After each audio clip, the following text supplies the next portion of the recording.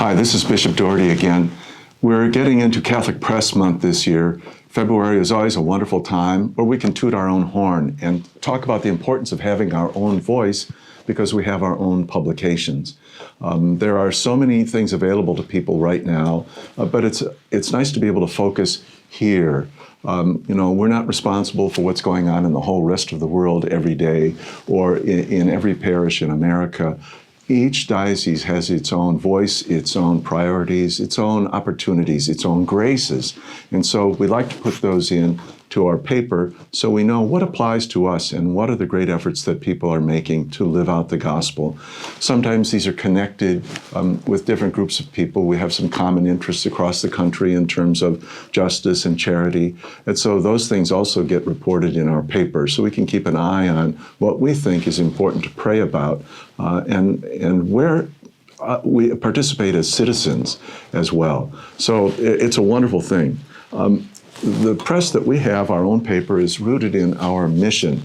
And so often I'll go out and visit and I can tell if somebody has read our paper or not. So it depends, their questions reveal that very much.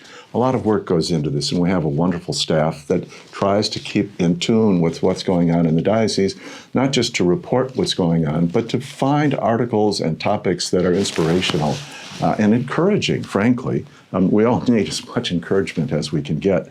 The Catholic Press is featured in a number of different avenues. The Catholic Health Association has its own publications. I get one from England that's published by lay people. It's about a 140-year-old magazine, so the news is not 140 years old, but it's a great magazine.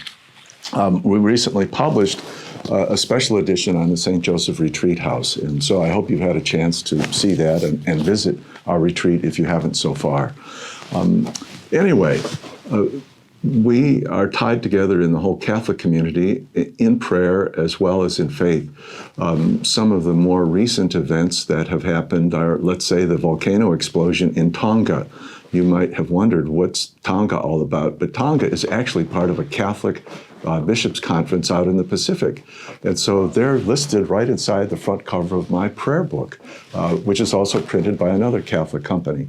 So as we enter into Catholic Press Month, we want to hear our own stories in our own voice, not in the commercial media, not being reinterpreted. We want to hear the voice of our bishop, our Holy Father, and our saints in a way that is respectful and constructive. I commend you our diocesan paper. I hope you have a chance to subscribe and read it. It's worthwhile. It's upbuilding for all of us. It's part of the church's outreach and evangelization. We can be part of that by subscribing to our paper. Thank you.